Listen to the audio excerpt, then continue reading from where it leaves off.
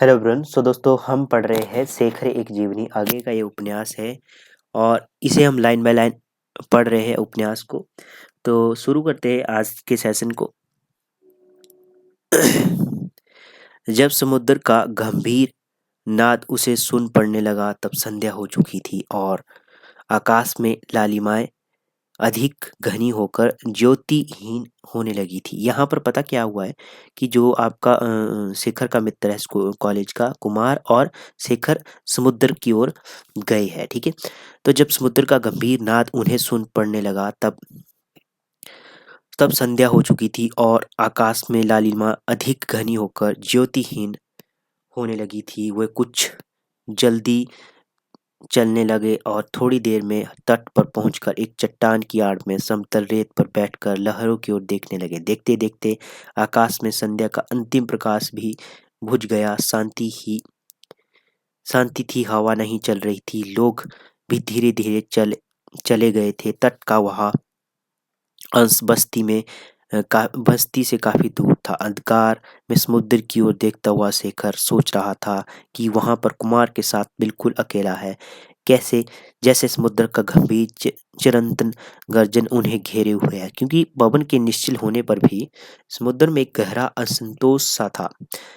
फैनील लहरें दूर से भागी हुई नहीं आ रही थी, लेकिन दूर फैन हीन चलकर हलचल थी और तट के पास निरंतर फेन का जैसे कहाड़ कड़हा उबल रहा था, फूंकार रहा था, बढ़ रहा था और जाने कहां से वह विशाल गंभीर घोष सा हो रहा था।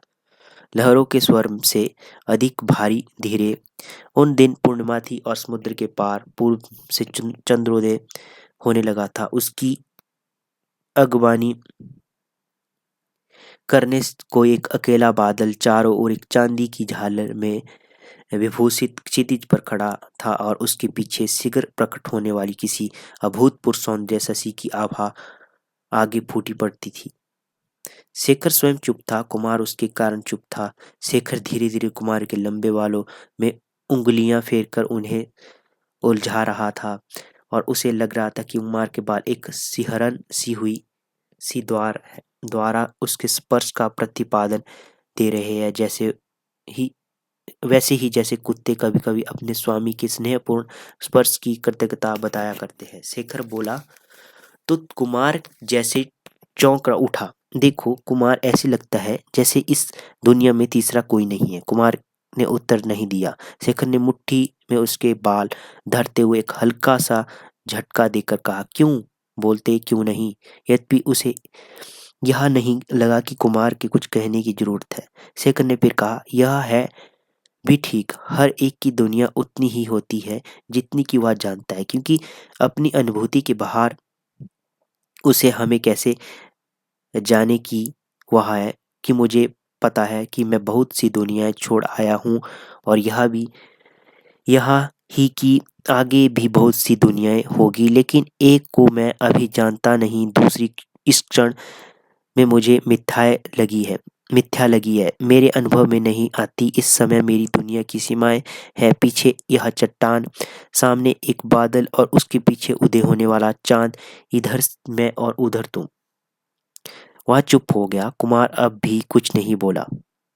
शेखर ने अपना हाथ उसके बालों में से निकालकर भूमि पर टेक दिया और ध्यानस्थ सा हो गया। थोड़ी देर बाद वह फिर बोला, कुमार, आज कुछ भी सच्चा नहीं लगता।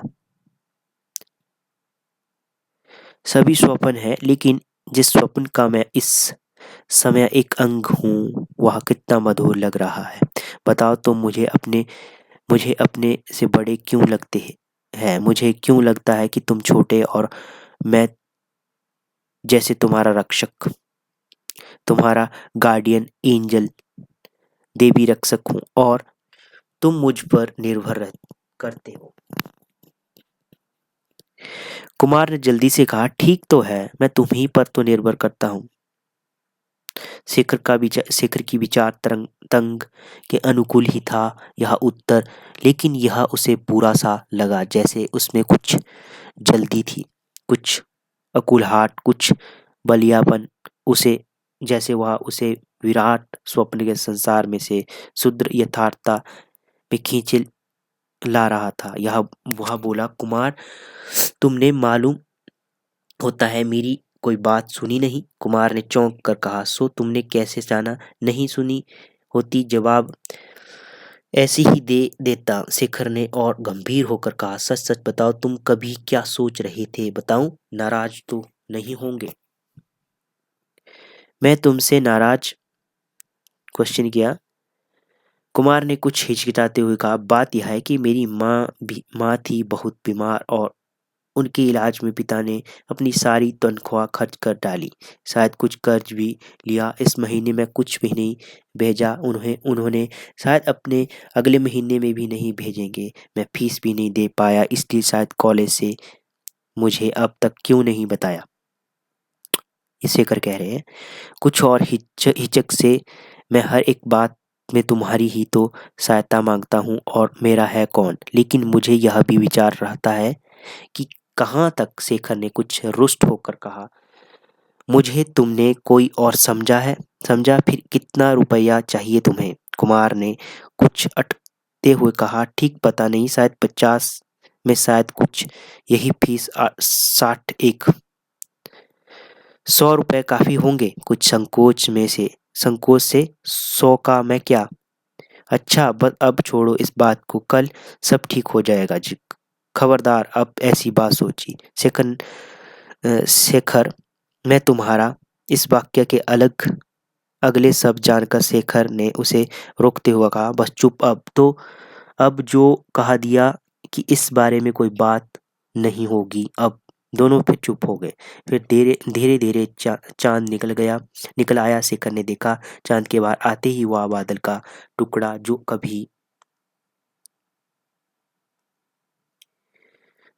जो अभी तक चांदी की झालर से सजा हुआ था, काला पड़ गया और चांद के प्रकाश में आसपास तट की रेत की विचलन में काले धब्बे से पत्थर बिखरे हुए दिखने लगे। उसने कुमार की ओर देखा, वह चांद की ओर देख रहा था। शेखर ने एकाएक कहकर वह स्वयं विस्मित सा हो गया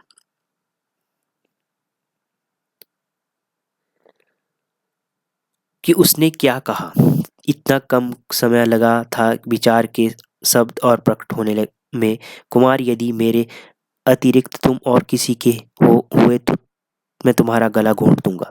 कुमार ने कुछ भीत से स्वर में कहा, तुम क्या कह रहे हो शेखर? शेखर ने कुमार को अपनी ओर खींचकर उसका मुंह चूम लिया, लेकिन साथ ही उसके मन में एक शंका हुई। स्वर में यह भय हुआ क्यों, और उसे यह भी लगा कि जो कुछ उसकी ओर से है दूसरी ओर से वह नहीं। जैसे झील में उसका प्रतिबिंब मात्र, जिसमें कंपन है, लेकिन कंपन जीवन का नहीं, माया का है। ये जो पंक्ति है मोस्ट है, ये पूछी जा सकती है आपके एग्जाम में ना। पर उसने इन दोनों संदेहों को तत्काल दबा दिया। कुमार ने कहा, चलो अब चले, देर बहुत हो गई है। शेखर ने यतन से समुद्र की ओर से आंख हटाते हुए कहा, चलो।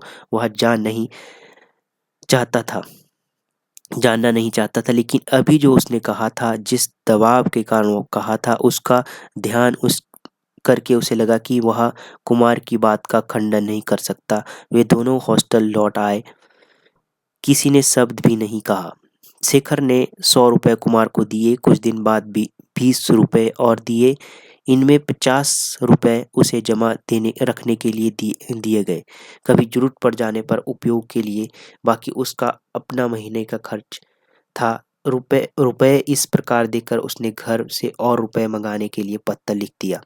2 दिन में पत्र का उत्तर आ गया, रुपए नहीं आए। पिता ने लिखा था कि शेखर रुपया बर्बाद कर रहा है। रुपया जरूरी खर्च के लिए है, मित्रों को लुटाने के लिए नहीं है। और ऐसी ही कई एक बात और यह भी कि वह दोबारा सोचकर लिखे कि कितना रुपया उसे चाहिए, वे भेज देंगे। शेखर ने आहत अभिमान से भरकर लिख दिया कि वह जो कुछ लिखता है सोचकर लिखता है। उसे उतने रुपए चाहिए, दोबारा सोचने की जरूरत नहीं है। यदि भेजने हो तो भेज दे, नहीं तो ना भेजे।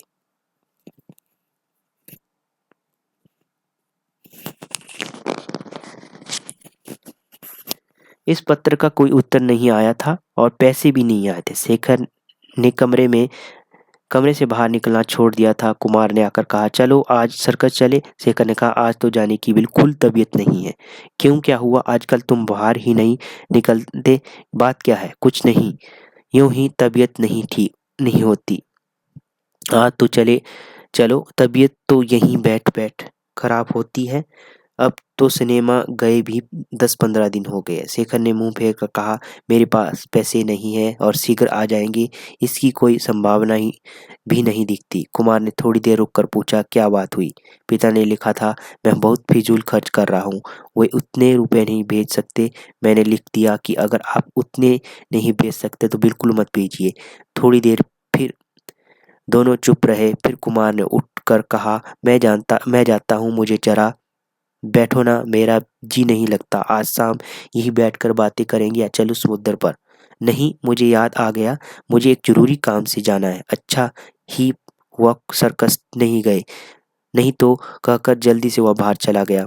शेखर कमरे में लेटा हुआ छत की ओर देखने लगा। क्यों है गरीबी, क्यों है धन, क्यों ऐसा है कि आदमी मनोरंजन की इच्छा करने पर सिनेमा सर्कस नहीं जा सकता? क्यों एक दूसरा आदमी उसका जाना संभव बनाने की सामर्थ्य करते हुए उसे जाने से रोक देता है? लेकिन मनोरंजन क्या सिनेमा थिएटर में ही है? बिना वहां जाए क्या व्यक्ति सुखी नहीं हो सकता? पहले भी तो ऐसे दिन थे जब वह सिनेमा नहीं जाता था, तब उसका क्या मनोरंजन नहीं हुआ? जब वह परीक्षा देने लाहौर गया था, तब भी पढ़ते पढ़ते उकता कर वह मनोरंजन चाहता था। तब तो उसके लिए इतना ही प्राप्त होता था कि शशि बिना कुछ बोले ही उसके पास से हो जाए जा जाया करे और उसे बहन जी कहकर चिढ़ा लिया करे, या इतना भी नहीं, वह दूर से ही उसकी हंसी सुन लिया करे। अब क्यों नहीं वह ऐसा कर सकता? कुमार वहां होता है तब शायद वह यह सब नहीं सोचता। कुमार की निकटता, कुमार की बातचीत, कुमार की हंसी उसके लिए पर्याप्त होती है। पर कुमार के लिए, पर शशि के लिए क्या है वह प्यार की आकस्मिक घटना जो आदमी को इस प्रकार दूसरे का आश्रित बना देती है, पर साथ ही शक्ति भी देती है, आशीर्दाता भी बनती है? और क्या है वह प्यार से भी बढ़कर आकस्मिक घटना, प्यार से भी बढ़कर शक्ति जो प्यार को संभव बनाती है, जो परिस्थितियां उत्पन्न करती है जिसमें प्यार हो सके, जिसमें दो आत्माएं मिल सके? लेकिन क्या वह और कुमार एक है? क्या उस एकत्व में बहुत नीचे कहीं एक खोखलापन नहीं है? क्या वे एक ही वस्तु चाहते हैं, एक ही तरह चाहते हैं? क्या, लेकिन क्या जरूरी है प्यार के लिए कोई दो परस्पर एक दूसरे के हाथ बिके, एक दूसरे के गुलाम बने?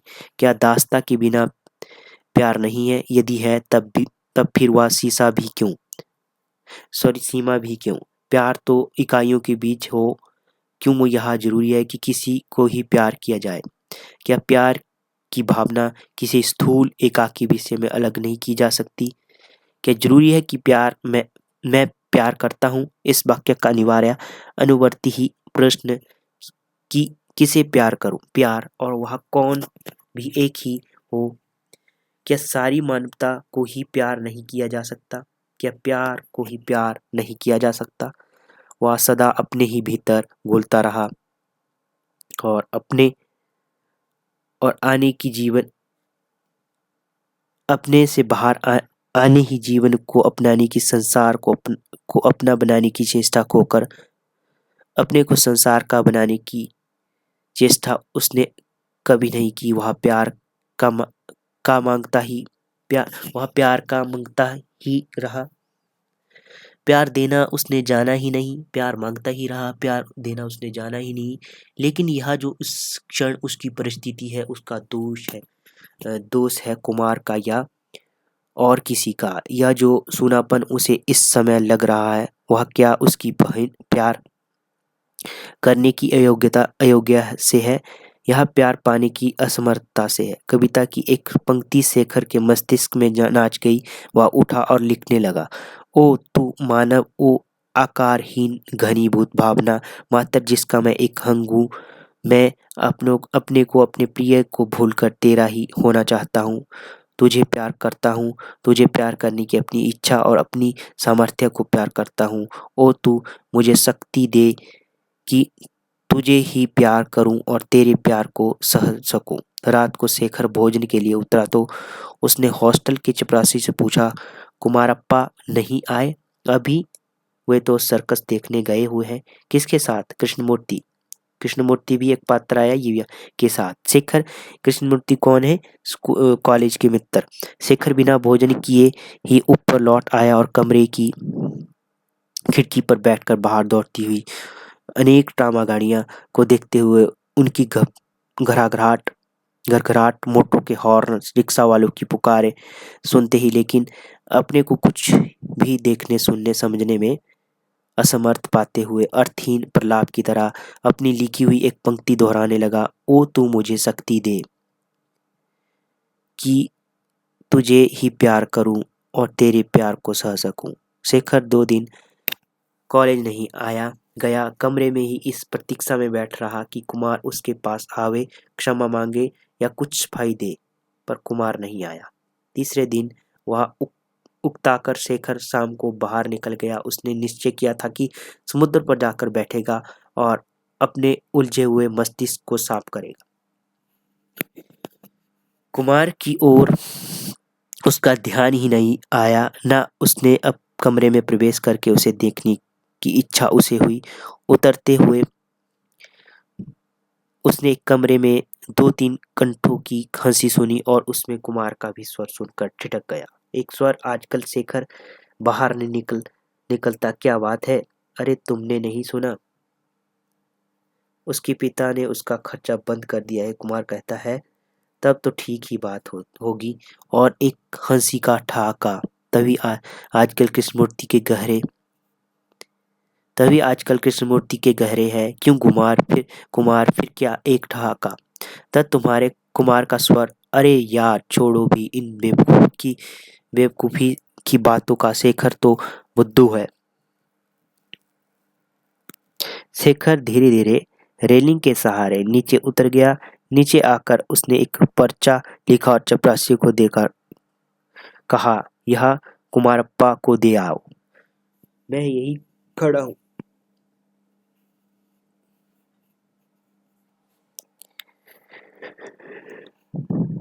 पर्चे पर लिखा था, हाँ मैं बुद्धू और बेवकूफ हूँ, लेकिन किस दिन मैं बेवकूफ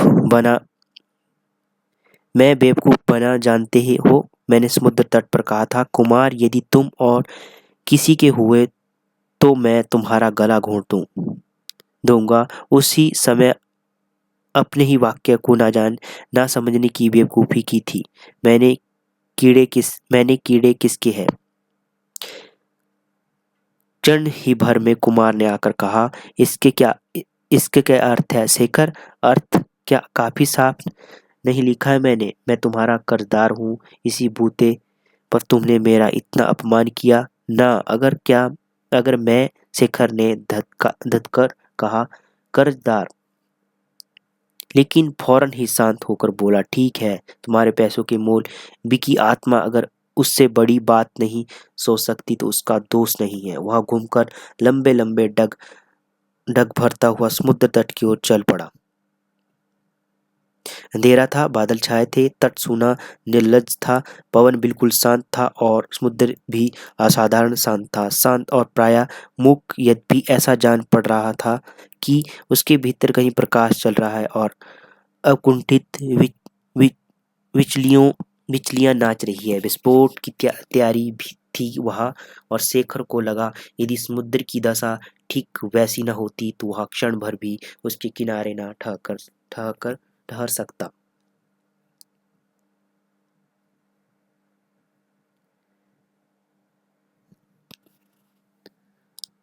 जब शेखर उस तंद्रा से जागा तब वह सुनने लगा कि हॉस्टल में उसको लेकर अनेक प्रकार की बातें चल रही है, विचारों का आदान प्रदान हो रहा है। वह ब्राह्मण है, उसका नाम भी चंद्रशेखर पंडित है, लेकिन उसकी चुटिया कहाँ है, जनेऊ कहाँ है, वह अपना पूजा पाठ कब और कहाँ करता है? उसने ईश्वर का सबसे बड़ा उपहार द्विजत्व पाया होगा, लेकिन उसने अपने विचार से उसे खो दिया है। वह भ्रष्ट है। जिस बोर्डिंग में शेखर था वह ब्राह्मणों के लिए था, इसलिए पिता की आज्ञा अनुसार शेखर वहां आकर रहा था। अब तक उसके ब्राह्मणत्व के विषय में किसी को आपत्ति भी नहीं हुई। अन्य छात्र ब्राह्मणत्व के और संस्कारों का पालन तो करते थे, लेकिन भीतर उनका अनादर उतना गहरा नहीं था। उनका भोजनागार सब ओर से घिरा हुआ था, ताकि किसी आते जाते व्यक्ति के कारण उनके भोजन में दृष्टि दोष न हो जाए।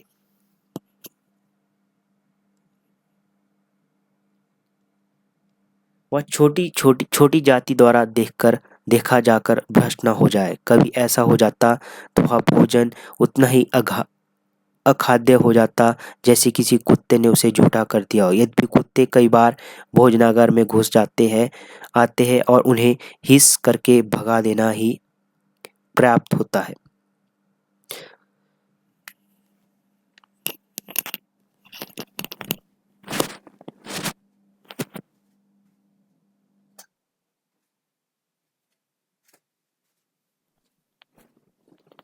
शेखर को जानते देर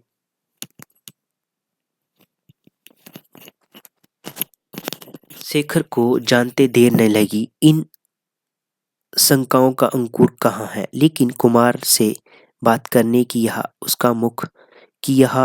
उसका मुख देखने की भी उसकी प्रवृत्ति कभी नहीं हुई। वह देखने लगा कि सभी छात्र उसकी ओर ऐसे देख रहे हैं जैसे वह कोई विदेशी जंतु है, और मन ही मन ही मन में सोच रहे हैं कि अगले जन्म में शेखर क्या होगा, कुत्ता या कौवा या कीड़ा या और जैसे उसके भाग्य पर दया से भर रहे हैं। तब वह उस दया का ध्यान करके जल उठता है और सोचता है, मैं नरक में जाऊं तो इनका क्या। पर उनकी दया इतनी नहीं थी कि उसके नरकवास की कल्पना से द्रवित होकर अपना परलोक भूल जाए। उन्होंने निश्चय किया कि वे शेखर के साथ भोजन नहीं करेंगे। और शेखर को एक दिन मालूम हुआ कि सब छात्रों की ओर से प्रिंसिपल के पास एक अर्जी दी गई कि उसका अलग प्रबंध किया जाए, नहीं तो वे हॉस्टल छोड़ने का बाध्य होंगे।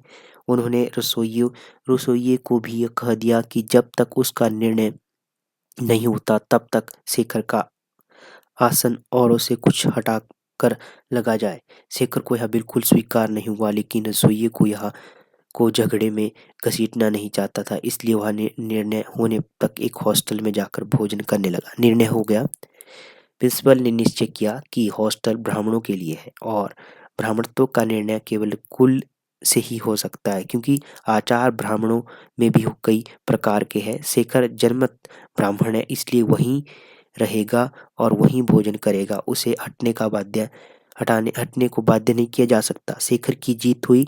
लड़कों को भी अधिक झगड़ा करने में लाभ नहीं जान पड़ा।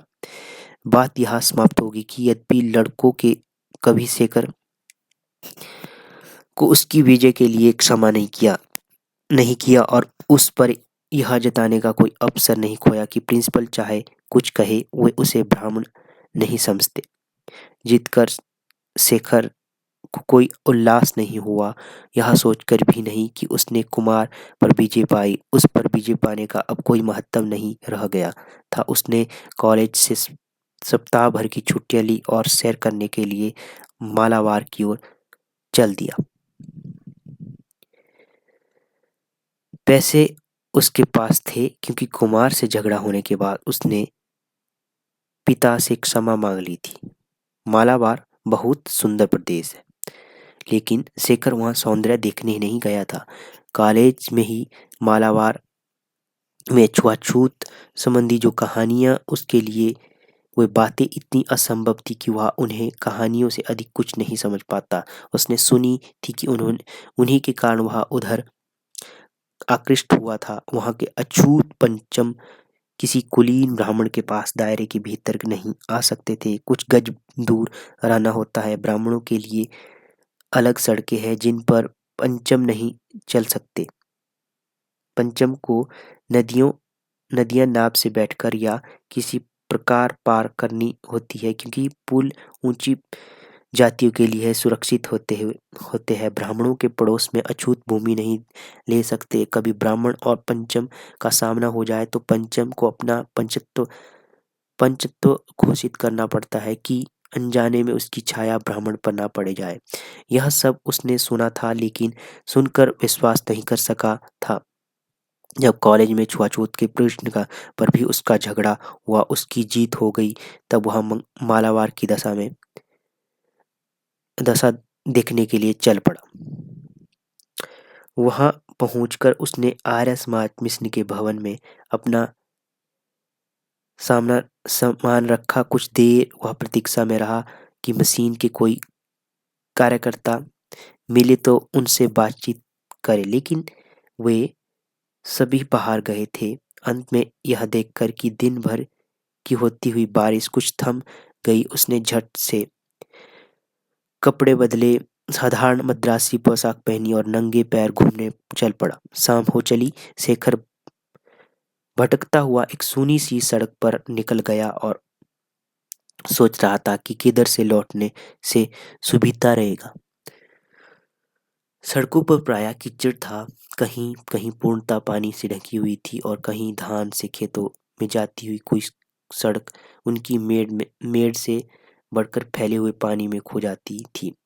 शेखर सिर झुकाए हुए कुछ सोचता हुआ चला जा रहा था। संध्या थी। पानी में आकाश के रंग कुछ धुंधले होकर चमक रहे थे। पेड़ों की हरियाली पर एक ताम्रता सी चली थी और घन खेतों पर भी एक मधुर सी उदासी धीरे धीरे ओस की तरह घनीभूत हो रही थी। सन्नाटा था। पक्षी पुकार रहे थे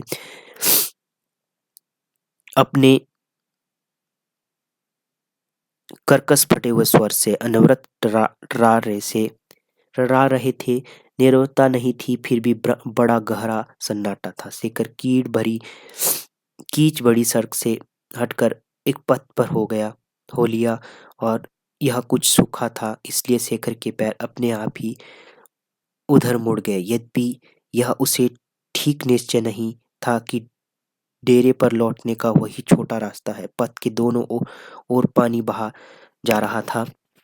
एक कहराने की आवाज सुनकर उसका ध्यान टूटा और वह रुककर सुनने लगा था कि यह स्वर कहाँ से आया था। क्षण ही भर बाद फिर वह आया और शेखर के पथ के एक और बहती हुई नाली पर छाई हुई एक झाड़ी के पास आकर देखा। मैली लाल धोती से आधा आवृत रक्त और मांस का एक लौंदा पड़ा है, जो अभी एक स्त्री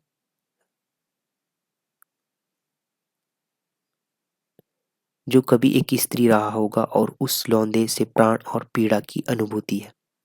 एक ही क्षण के लिए, लेकिन बहुत ही से कारणों से, जिनमें उसे लौंदे का ही स्त्री होना भी एक था। शेखर हिचकिचाया, फिर किसी तरह उस शरीर को अपनी पीठ पर लादा और लौटकर सड़क सड़क होता हुआ मिशन भवन तक ले गया।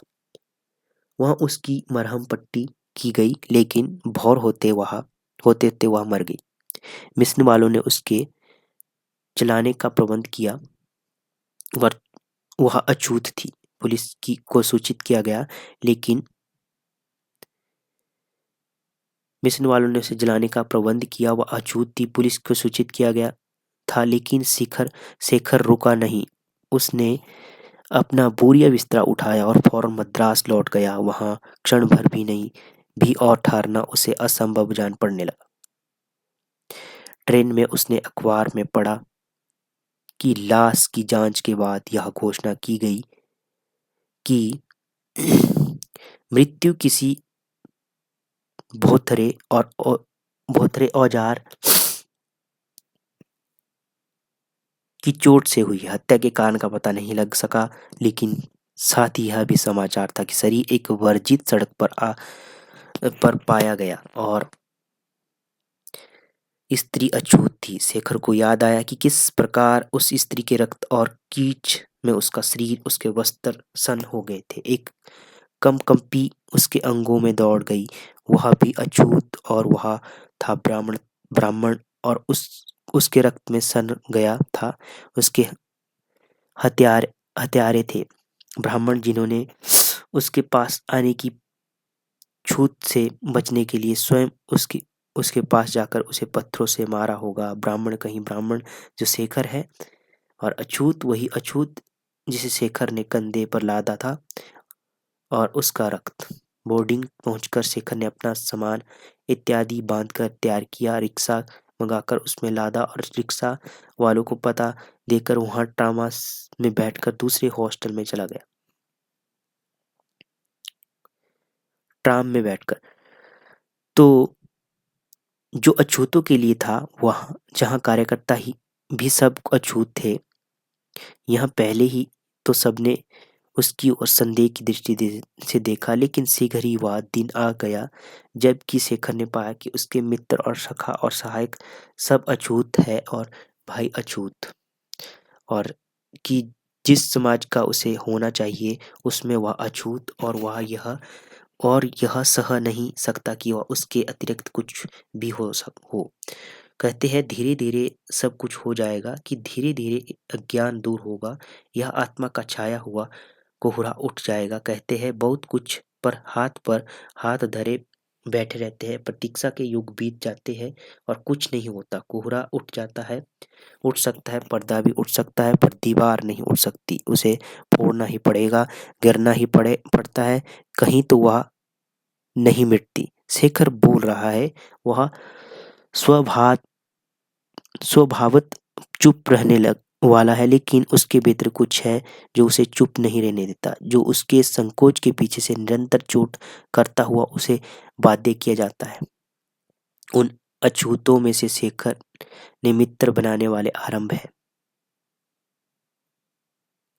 किए, और अपने भीतर की इस बाध्यता को, उसके प्रत्येक बदलते हुए पर्दे को, और वह उन पर प्रकट करता है। कुछ एक लड़के इकट्ठे करके उसने एक समिति सी बना ली,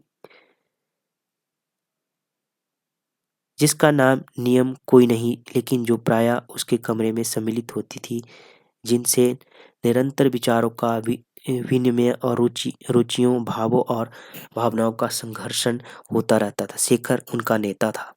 उस समिति का नेता कौन था? शेखर। न अपने मन में न उनके मन में, लेकिन नेतृत्व किसी तरह उसी की ओर से अद्भुत होता है। जो आकारहीन सी समिति थी, वह इसलिए चलती थी कि शेखर है।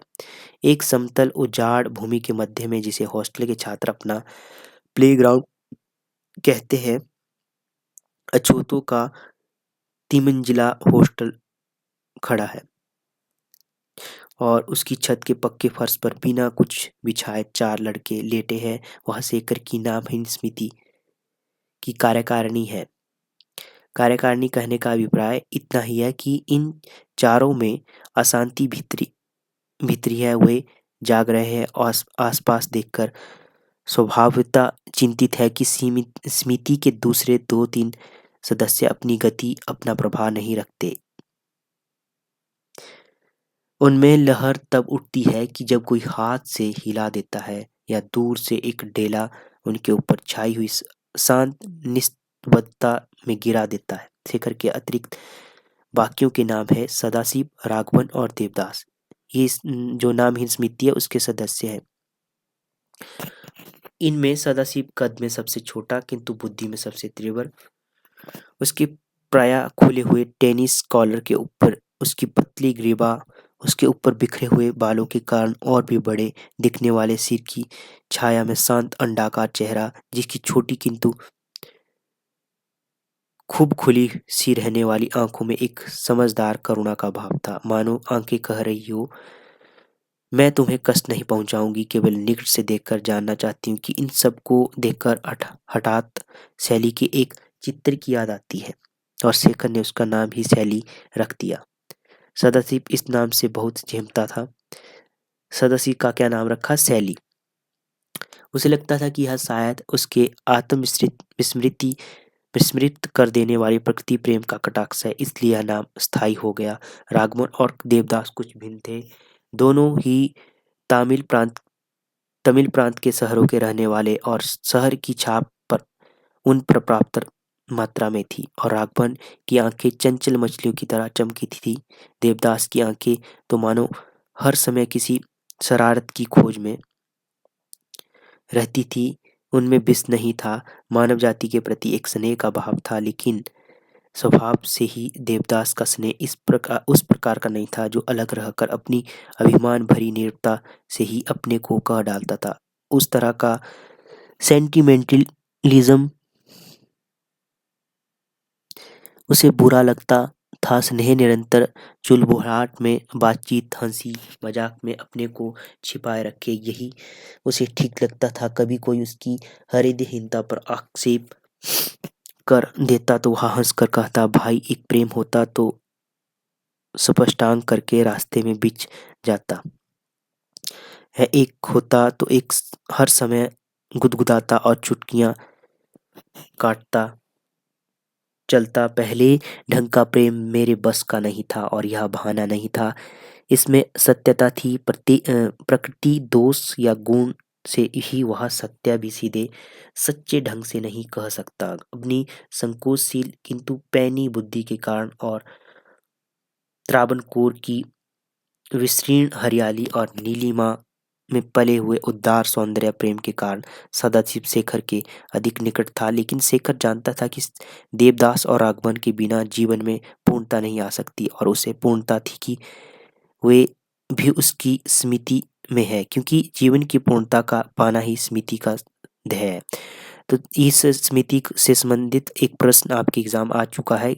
उसमें पूछा गया था कि इस नामहीन स्मृति में कौन कौन मेंबर था, तो वो सदस्य थे राघवन, सदाशिव और देवदास। ठीक है, ये आपने इसको ध्यान में रखना है।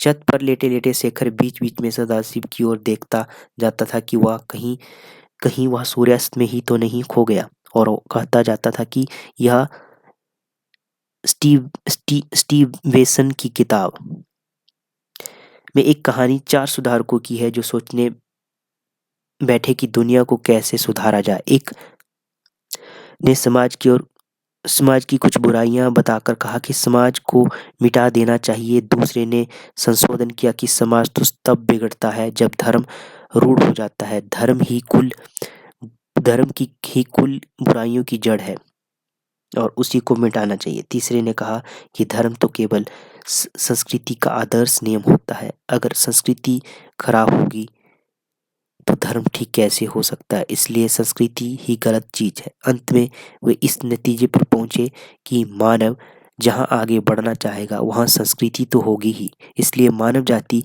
ही मूल अपराधी है और उसी को मटिया मेट कर देना मिटिया मेट कर देना चाहिए। अपने आप में यह नतीजा बहुत ठीक है। मानव जाति को मिटा दीजिए, तब ना हम यह सुधार कर बहस करने को रहेंगे, ना सदाशिव बहस के बीच में सूर्यास्त में लीन होकर मेरा अपमान करने को रहेगा। ना सदाशिव ने मानव संकुलता प्रमाणित करने के लिए कहा और ना शेखर किसी का ध्यान दूसरी जगह समझकर उसे गालियां दे सकेगा। सब हंस पड़े। शेखर फिर कहने लगा, मुझे लगता है कि इस तरह के आमूल परिवर्तन न करने से में खतरा है। यह मैं नहीं कहता कि केवल सतह पर सुधार किया जाए, वह भी बेवकूफ़ी है। परिवर्तन होना मूल में ही चाहिए, लेकिन वहाँ जहाँ पर बुराई साफ लक्ष्य से हो, केवल तर्क से सिद्ध करके दिखने वाली नहीं।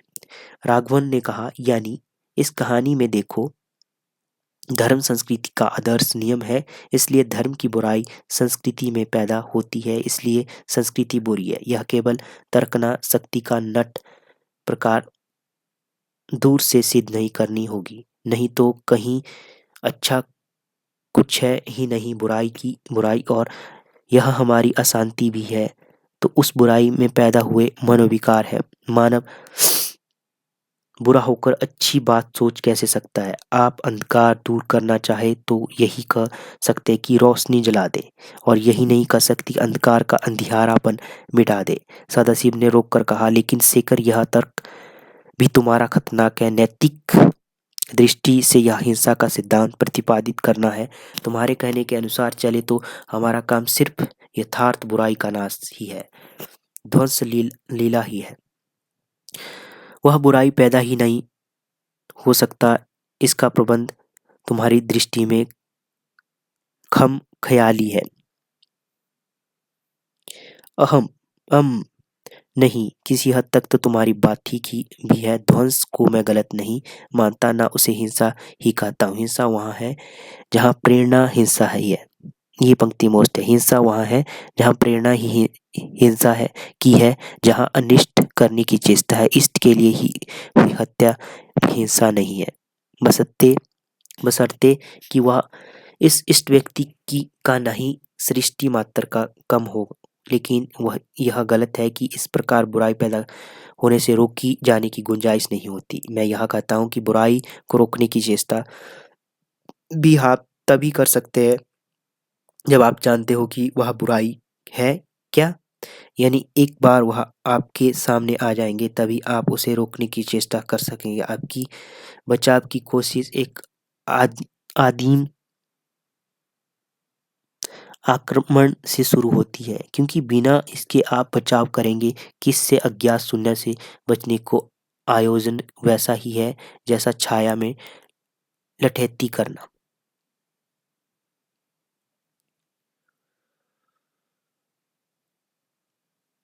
हूँ, यह बात तो जंचती है, लेकिन पहली बात फिर भी नहीं जंची।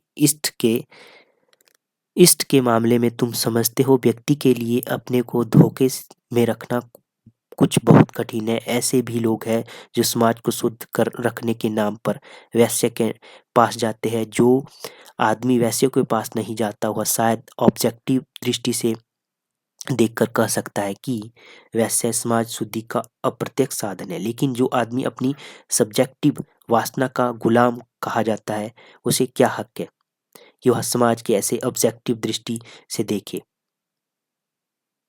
फिर भी लोग हैं जो इस बात पर अपने को विश्वास दिला रहे हैं, और तुम्हारे हिसाब से लोग निर्दोष है। इष्ट और अनिष्ट, व्यक्तिगत इष्ट और विश्वहित में फैसला करने वाला कौन। सदाशिव धीरे धीरे बात करता जा रहा था और देख रहा था सूर्यास्त की तरफ, ही मानो उसे यह प्रश्न कर रहा हो।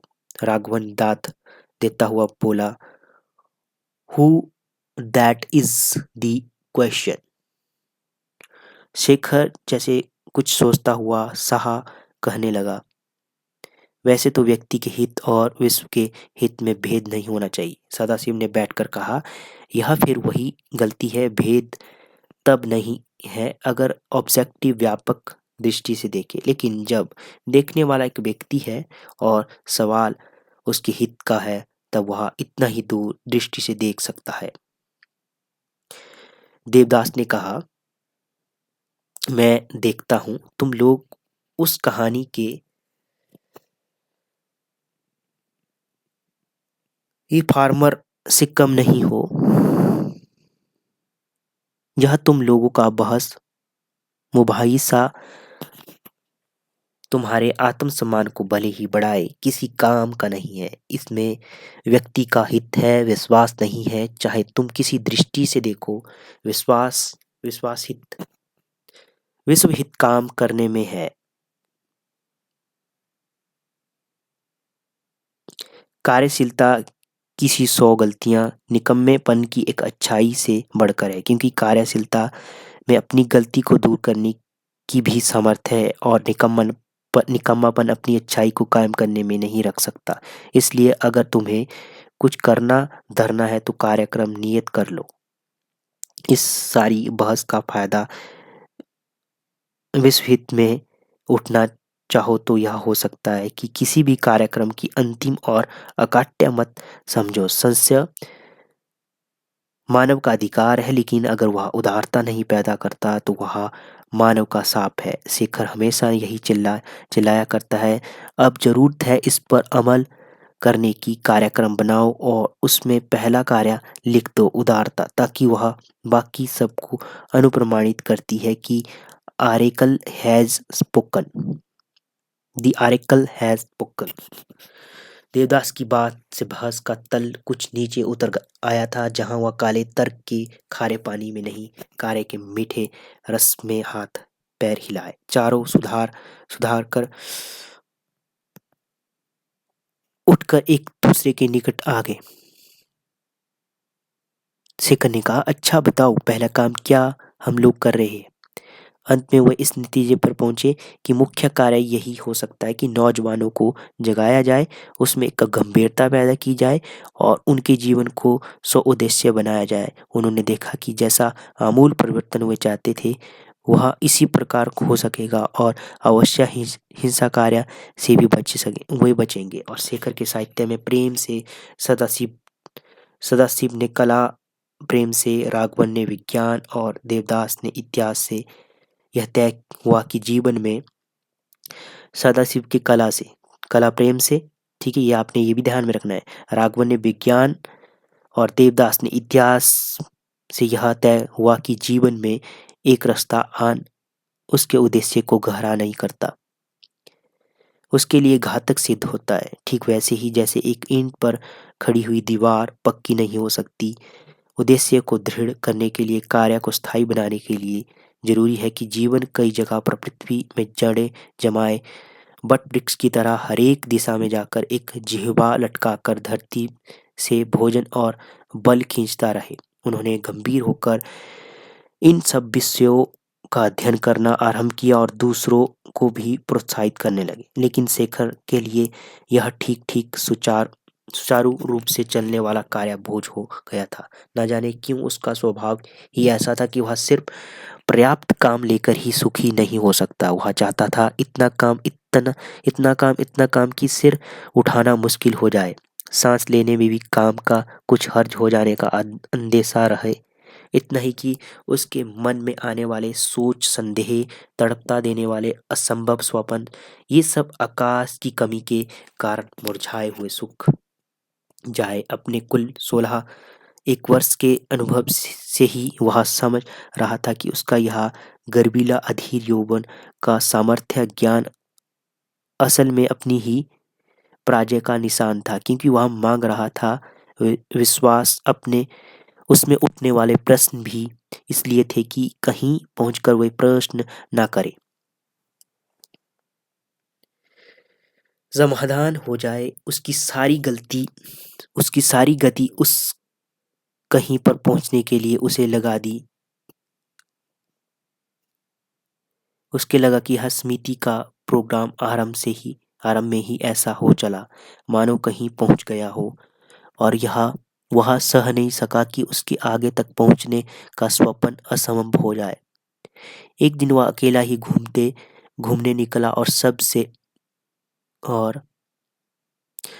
पहले उधर चला गया जहां बोर्डिंग में करीब मील भर दूरी पर अछूतों का मोहल्ला था। वहां पहुंचकर उसने देखा मोहल्ले के सिर पर एक हिंदू मिडिल स्कूल की इमारत है जो पक्की है, बाकी सब मकान अध कच्चे या बिल्कुल कच्चे, और उनके उनके पास तथा बीच में होता हुआ एक नाला बह रहा है। शाम हो रही है, नाले का पानी पुराने तांबे सा होकर सुलग रहा है।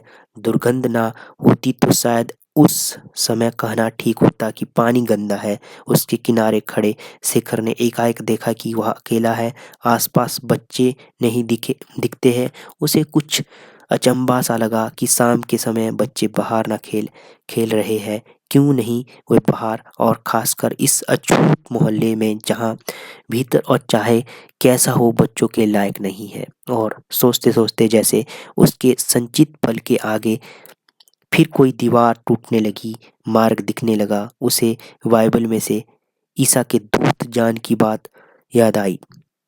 उस उन्मत्त आंखों, रूखे बिखरे बालों और कठोर शरीर वाले मृग चर्मधारी युवक ने ऐसे ही किसी स्थान पर खड़े होकर आह्वान किया होगा, जाओ, जीवन के पानी में तुम्हारा अभिषेक करूंगा। और ऐसे ही किसी लोहित मैली संध्या में मानवता के उच्छिष्ट छोटी जाति के लोगों ने उसकी सुनी अनसुनी कर दी होगी। कहा होगा कि पागल है, लेकिन उसका निरंतर चिल्लाना सुनकर बाहर निकले होंगे कि देखे यह जीवन का पानी है क्या भला।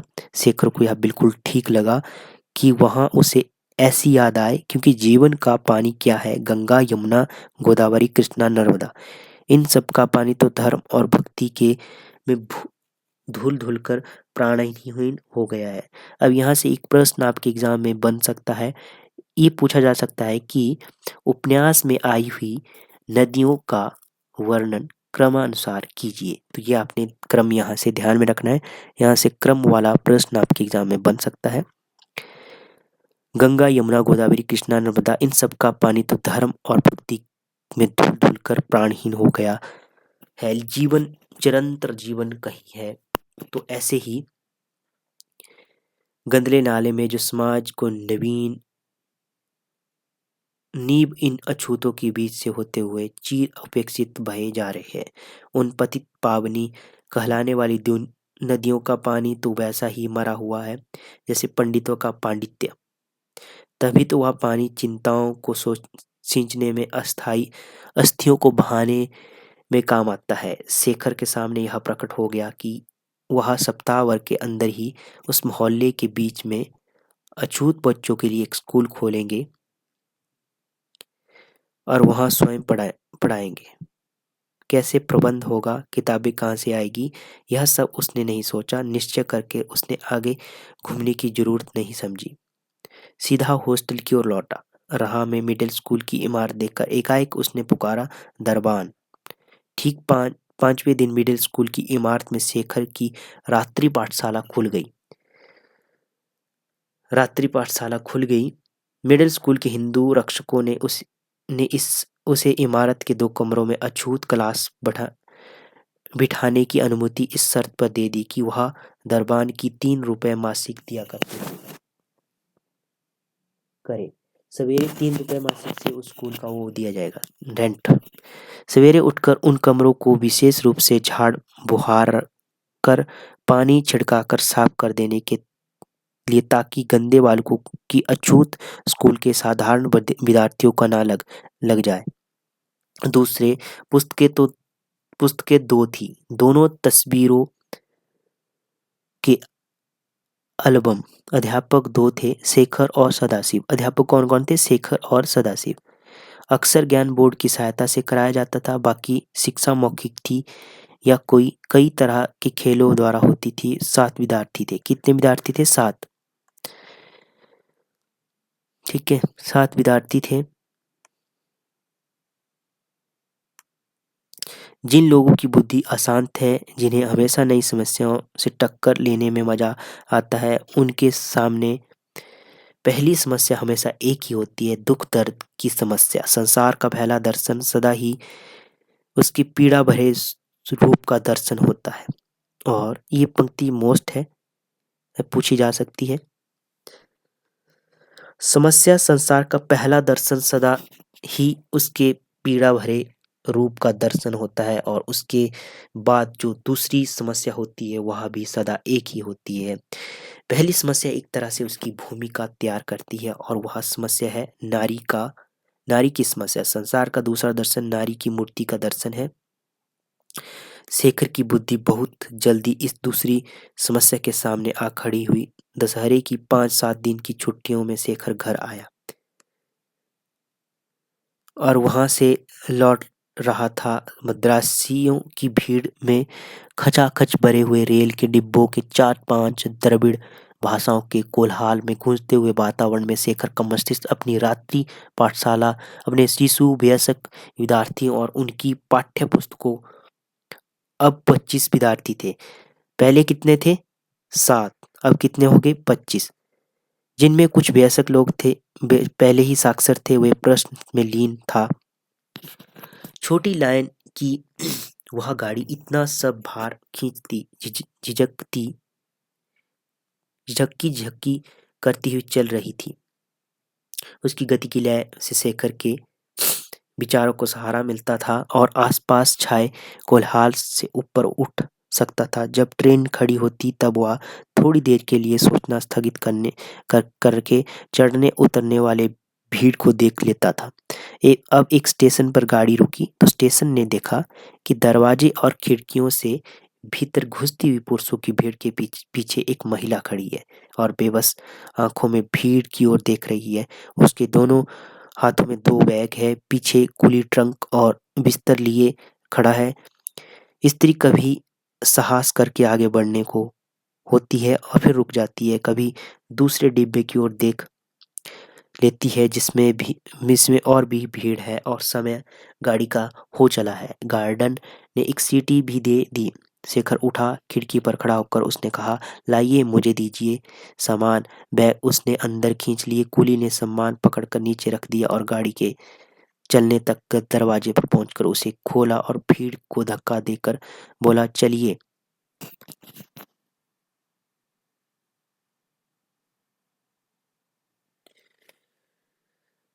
चली आइए। धन्यवाद की बात से घबराकर शेखर ने अपनी सीट इंगित करते हुए कहा, वहां बैठ जाइए। नहीं, आप आपने इतनी तकलीफ उठाकर मुझे गाड़ी में बिठा दिया, इतना ही पर्याप्त है। अब आपकी जगह ले लेना निश निचता होगी। मैं बहुत अच्छी तरह से हूँ, कहकर शेखर खिड़की के पास पड़े हुए ट्रंक और बिस्तर पर बैठकर बाहर देखने लगा ताकि उसे दूसरी तरफ ध्यान फिर पाकर महिला अपने आप बैठ जाएगी। उसका अनुमान ठीक निकला। वह बैठ गई। शेखर ने लौटकर उधर देखा, तब वह धन्यवाद देने को हुई, पर शेखर ने फौरन मुंह फेर लिया, मानो उधर देखा ही नहीं था। वह चुप हो गई। थोड़ी देर में एक पुस्तक निकाली और पढ़ने लगी। शेखर भी अपनी पाठशाला में पहुंच गया, लेकिन फौरन ही वह चौंका।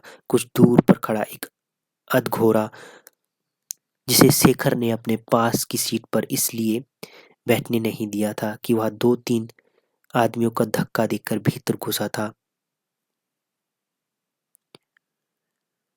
एक को उसने गाली दी थी। अब उस महिला को वहां बैठा देखकर बड़बड़ा रहा था। वह शेखर की अपनी सीट छोड़ने पर अपनी गंदी गोरहाशाही भाषा में टीका कर रहा था। शेखर ने देखा कि टीका सुनकर उस महिला का चेहरा तमतमा उठा, लेकिन वह किताब के पीछे छिपाकर अनसुनी कर देना चाहती थी। शेखर ने भी घोराशाही अब घोराशाही भी आपने ध्यान में रखना है, ठीक है? ये ट्रेन में मिला। यह भी बहुत हल्के रंग की भाषा का आसरा लेकर उठते उठते वह शट अप यू कैट,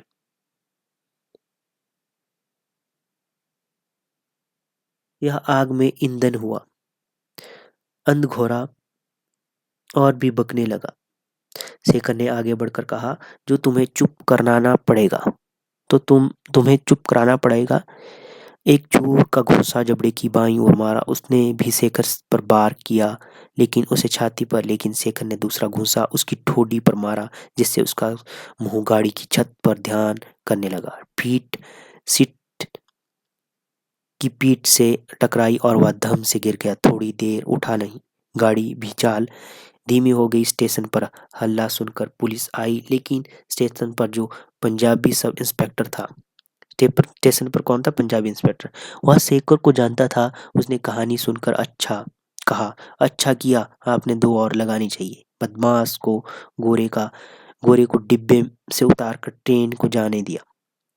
बात यहाँ समाप्त हो जानी चाहिए थी, लेकिन समस्या यहीं से आरंभ हुई। शेखर को बैठने की जगह मिल गई। उस महिला में इतना परिचय भी हो गया था कि उसने अपना नाम बताया था और यह भी बताया था कि वह अमूक स्कूल में अध्यापिका है, और शेखर ने कहा कि वह वहीं पास ही रहता है। इसके बाद दोनों चुप हो गए और वह अध्यापिका फिर पढ़ने में लग गई। शेखर ने चाहा था कि फिर अपने विचारों में लीन हो जाए, लेकिन अब वह देख रहा था कि लोग विचित्र सी सामी हुई दृष्टि से उसकी ओर देखते हैं कि कई भाषाओं में धीमे स्वर में उसकी आलोचना हो रही है।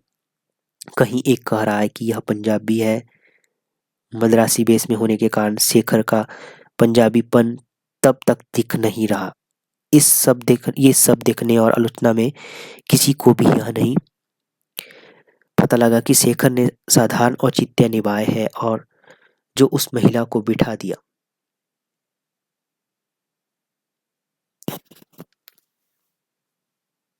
और उस गोरे की बकवास को बंद करा दिया। कुछ ही दृष्टि में वहाँ एक धूर्त है जो इस छोटी सी बात के सहारे उस महिला से संबंध जोड़ना चाहता है। कुछ के लिए वह एक मूर्ख नौजवान है जो आजकल की पढ़ी लिखी चरित्रहीन औरतों के चुंगल में फंसकर रहेगा। कुछ के लिए शेखर और वह स्त्री दोनों ही नीच है अपने कपटपूर्ण व्यवहार से कोई जघन्य अपराध छिपाना चाहते हैं। यह सब उसकी बातों में नहीं है, लेकिन उनके इशारे, आंखों के भी, शब्दों के भी ऐसा ही कह रहे हैं। शेखर के सुनने के लिए नहीं है कह रहे हैं, उससे चारों चोरी कह रही है, उससे चोरी ही कर रहे हैं। इसलिए शेखर का वहां और भी तीखा लग रहा है। शेखर मुड़कर सिर खिड़की से बाहर निकाल लेता है। बादल से ओझल ओझल पहाड़ी हवा उसके तपे हुए कानों के पास से सनसनाती हुई निकली, तो वह सोचने लगा कि क्या बात है, इस तरह का नैतिक अविश्वास उसने अब तक जान ही नहीं। पाप है, जाना ही नहीं, पाप उसने बहुत जगह देखा है, किया भी है, लेकिन पाप ही मानव की हर एक प्रेरणा का मूल है। ऐसा भयानक संदेह, ऐसा असंदिग्ध विश्वास, अविश्वास वह अपने हृदय में नहीं जमा सका। समझ में नहीं आता था कि ऐसा करके कोई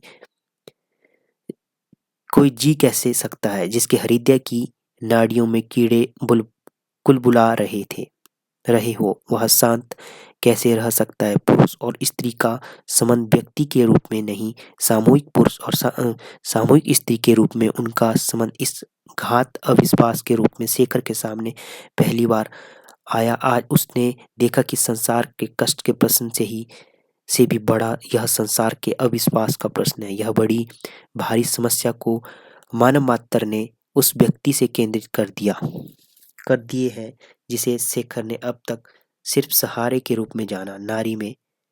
और इस विचार से उसका दम ऐसा घुटने लगा जैसे उसके नासाफूटों में फेफड़ों से कीड़े घुसे जा रहे हैं। अब इसके बाद नेक्स्ट सेशन में हम इसे कवर करेंगे। तो दोस्तों धन्यवाद, मिलते हैं नेक्स्ट सेशन में। तब तक के लिए जय हिंद, जय भारत।